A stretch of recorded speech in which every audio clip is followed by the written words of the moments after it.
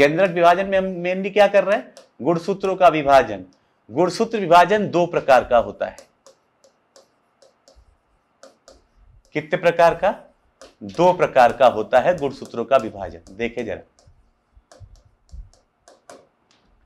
पहला प्रकार कहलाता है समसूत्री विभाजन।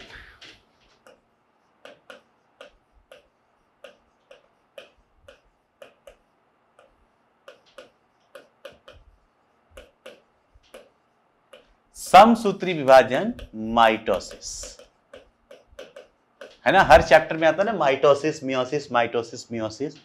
दूसरा आता है अर्धसूत्री विभाजन।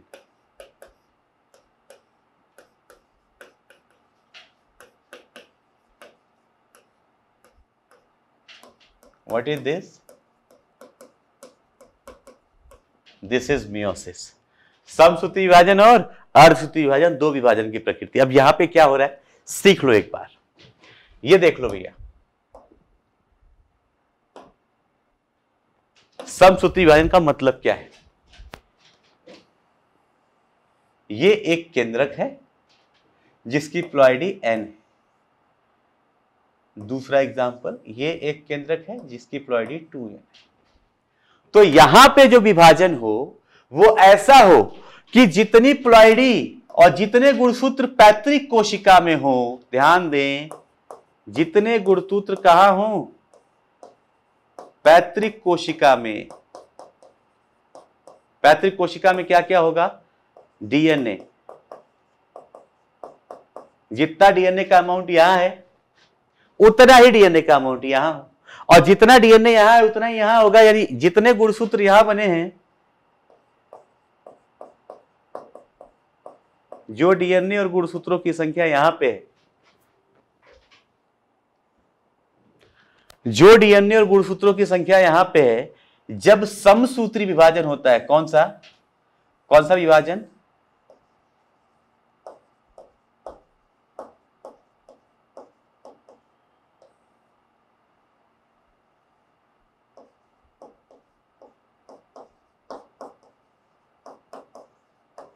जब समसूत्री विभाजन होता है तो इसके पश्चात बनती है क्या, संतति कोशिका, या हमने इसे क्या बोला था, एनसीईआरटी इसे पुत्री कोशिका लिखती है। जो भी समझना है आप समझिए, संतति कोशिका व पुत्री कोशिका।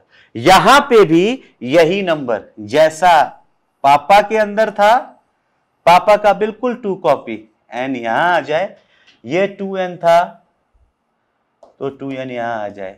मतलब आज के बाद हम अपनी बायोलॉजी में, आज के बाद कभी भी कहीं भी किसी भी चैप्टर में, अपनी बायोलॉजी में जब भी ऐसा देखेंगे जहां पे एक कोशिका जिसकी प्लॉइडी क्या है, n है, उससे विभाजित होकर हमें फिर से n वाली कोशिका बनाना हो, जैसा है वैसा ही बनाना हो, देखो ना यार, या 2n है तो 2n से विभाजित होकर क्या बनाना हो, 2n बनाना हो, जितना पहले है बिल्कुल वैसा ही फोटोकॉपी कोशिका बनाना हो, तो हमेशा हम कौन सा विभाजन करवा देंगे वहां पे, समसूत्री विभाजन। समझ में आया कि ये समसूत्री विभाजन माइटोसिस क्या करता है, ये जैसा संतति कोशिका, जैसा पितृ कोशिका है, पितृ कोशिका के जैसे ही संतति कोशिका होगी। हाँ, आवश्यकता के हिसाब से जो समसूत्री विभाजन है, ध्यान दें, समसूत्री विभाजन वो अगुणित कोशिका में भी हो सकता है, एन में कराया मैंने, या द्विगुणित कोशिका में भी हो सकता है, डिपेंड करता है आपको कहां पे क्या बनाना है। क्लियर।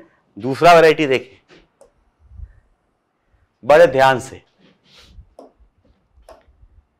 अब हम पढ़ रहे हैं एक बार ऐसे ही नर व मादा, है ना, उदाहरण के लिए ये है नर, एक नर है और ये है एक मादा।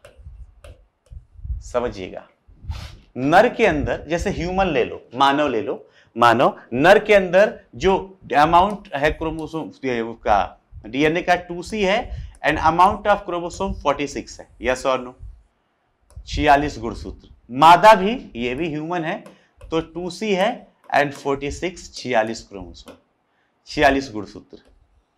समझना बच्चे, नर के अंदर नर युग्मक बनाना है, ध्यान से देखते रहें, नर के अंदर नर युग्मक बनाना है। अगर मैं नर और मादा युग्मक बनाते समय यही माइटोसिस करा दूं, समसूत्री विभाजन करा दूं, तो क्या फर्क पड़ जाएगा? कुछ नहीं, अमाउंट ऑफ डीएनए यहां पे भी 2n, अमाउंट ऑफ डीएनए यहां पे भी 2c, सॉरी यहां पे भी 2c और यहां पे भी 2c। समसूत्री विभाजन अगर मैंने किया तो यहां पे भी 2c, यहां पे भी 2c। ये हो गया नर के अंदर स्पर्म शुक्राणु या शुक्राणु, और ये हो गया मादा के अंदर अंडकोश अंडक अंडकोशिका या शुक्राणु। एक जगह अंडा बन गया, एक जगह स्पर्म बन गया, दोनों फ्यूज करा दो। जब दोनों फ्यूज होंगे, दोनों का संयुग्मन हो जाएगा, 2c 2c क्या बन गया? 4c। यस और नो? 2c यहां से आया, 2c यहां से आया, 4c, और ये हो गया आपका युग्मनज। रुकिए रुकिए बेटा, ये हो गया युग्मनज। यही भ्रूण बनेगा और यही नया लड़का या लड़की बनाएगा जो संतति कोशिका होंगी। जरा ध्यान से देखना, जब लड़का या लड़की बनेंगे, युग्मनज से भ्रूण और लड़का लड़की, यही यूनिट बनके लड़का लड़की बनेगा, तो इसके अंदर 4c है, तो इस लड़के लड़की के अंदर गुणसूत्रों के लिए जो आनुवंशिक पदार्थ है उसकी मात्रा क्या आएगी? 4c। इसके अंदर क्या आ जाएगी? 4c। अगर यहां पे लड़का या लड़की इंसान की औलाद होता है ना, हम लोग गाली देते ना इंसान की औलाद हो, तो अगर ये इंसान की औलाद होता तो इंसान के जैसा होना चाहिए, 2c होना चाहिए। लड़का या लड़की कोई भी है, मानव है, तो अमाउंट ऑफ डीएनए, गुणसूत्र बनाने वाले आनुवंशिक पदार्थ की मात्रा कितनी होनी चाहिए बेटा? 2c होनी चाहिए थी। यस और नो? यहां पे तो 4c बन गया। अगर 2c से 46 क्रोमोसोम बन रहे हैं तो 4c से डबल, जस्ट 92 क्रोमोसोम। अरे इंसान की पहचान क्या 4c और 92 है, या हमने 2c और 46 बना रखा है? 2c और 46। यानी अगर आपने यहां पे समसूत्री विभाजन किया तो क्या हुआ? यहां इस बच्चे के अंदर जो इसकी संतति कोशिका बन रही है, यहां पे तो बिल्कुल जैसे पापा वैसा बेटा, और होना भी चाहिए। इंसान की औलाद इंसान, आम के पेड़ पे आम, अरे हाँ या ना? यहां पे क्या हो रहा है? आम के पेड़, मैंने इंसान को बोलो आम का पेड़, और ये अमरूद बन गया, कुछ अलग ही बन गया। यस और नो? यानी गलत हो रहा है, कुछ गड़बड़ हुआ है, और ये बहुत बड़ी गड़बड़ी है। इसको सही करना पड़ेगा हमें। क्या करना पड़ेगा? इसको सही करना पड़ेगा। सही कैसे करेंगे? नर मादा देखने के बाद हमें समझना कि अच्छा कहीं ना कहीं कुछ गड़बड़ हुआ है, और हमें समझ में आता कि अच्छा यहाँ पे समसूत्री नहीं करना है, यहां पे समसूत्री विभाजन नहीं करना होता। तो क्या करना होता है वो सीखिए। पहले मैंने गलत किया ताकि आपको बता पाऊं कि क्यों यहां पे ये नहीं होता है ना। पहले तो ये किया कि यहां पे ये होता क्यों नहीं। यहां पे क्या होता है? यहां पे दूसरी वैरायटी वाला यहां पे डिवीजन होता है। यहां पे होता है अर्धसूत्री।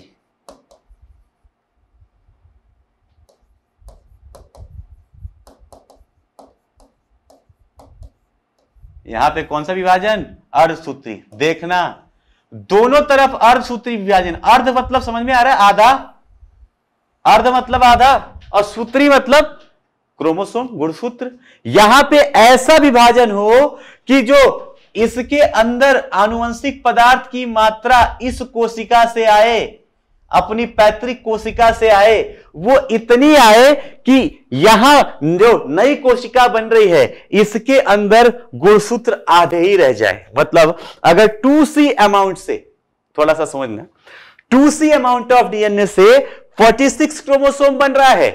हम चाहते हैं कि हम यहां पे इसका ठीक आधा बनाएं, अर्धसूत्री, आधा गुणसूत्र ही आए, सिर्फ आधा गुणसूत्र आए, मतलब 23 आए, तो कितना अमाउंट ऑफ डीएनए आना चाहिए?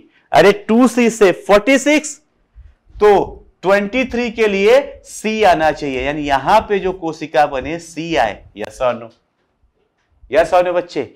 यहां पे जो कोशिका बने इसके अंदर भी सिर्फ c आए। और अब जरा c और c को मिला के देखो, c और c को मिला के देखो, 2c बन गया। अरे वाह, इंसान था 2c वाला, इंसान था 2c वाला। अब यहां पे चाहे लड़का बने इससे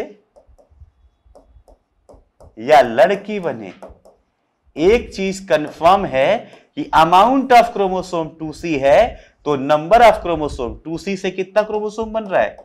46, अमाउंट ऑफ डीएनए 2C है तो क्रोमोसोम भी क्या बनेगा 46, और 46 बनते ही ये क्या पता चल गया, इंसान है। यस और नो। यानी गुणसूत्रों का विभाजन भी बड़े तरीके से होता है।